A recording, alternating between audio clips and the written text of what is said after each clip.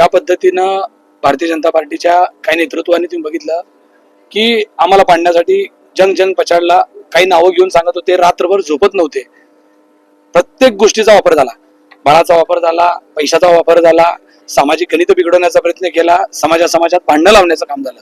पण तरी सुद्धा प्रभाग 7च्या जनतेनं आम्हा तिन्ही उमेदवारांना, दुर्दैव वाईट वाटतं की आमच्या भगिनी कन्सेतही त्या आम्ही त्यांना निवडून येऊ शकला नाहीत, पण वास्तविक आम्हाला जे यश प्राप्त झालंय त्याबद्दल मी सर्व मतदारांचे मनापासून धन्यवाद. संघर्ष नायक म्हणून अमोल बापूंकर पाहिलं जातं. अतिशय कठीण असा संघर्ष आपण केला.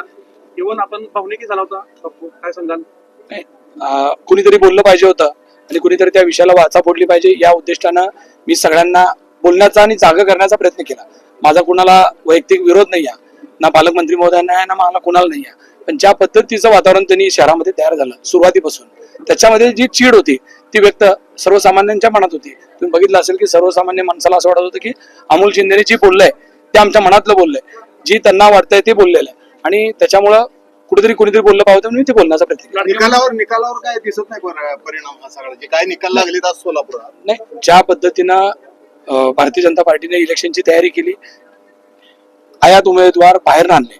तुम्ही बघितलं असेल भारतीय जनता पार्टीच्या उमेदवारांचा कितपत यश आहे. त्यांनी प्रभाग 6 मध्ये उबाटाच्या उमेदवारांना उमेदवारी दिल्या, त्यांनी प्रभाग 22 मध्ये ह्याच्या उमेदवारांना, राष्ट्रवादी काँग्रेसच्या उमेदवारांना उमेदवारी दिल्या.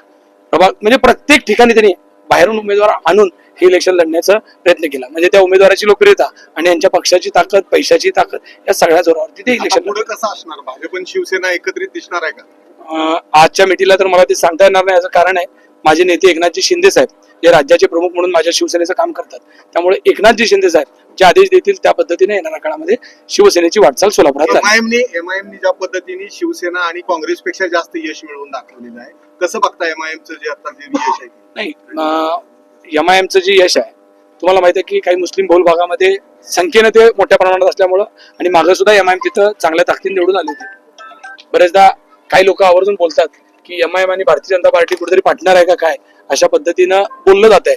त्यामुळे त्याचाच निकालात काय परिणाम दिसलाय का काय, ही परिस्थिती आहे. लाडक्या बहिणींची साथ मिळाली निवडणुकीत, काय सांगाल? लाडक्या बहिणींची साथ मिळाली. लाडक्या बहिणींची प्रभाग क्रमांक 7 मध्ये प्रचंड मोठा तुम्ही बघितलं की मताधिक्य, मला वाटतं आमचं एकच उमेदवारांचं 100 आहे, बाकी त्याच्यापेक्षा सगळे मताधिक्य जास्त आहे. मला पाडण्यासाठी खास करून खूप प्रयत्न झाले, पण ज्या पद्धतीने तुम्ही पत्रकार बांधवांनी असेल, प्रभागातील लोकांनी असेल आणि सोलापूरकरांनी अशा संघर्षाच्या काळात मला साथ दिली, त्याचा हा कौल आहे असं मी समजतो.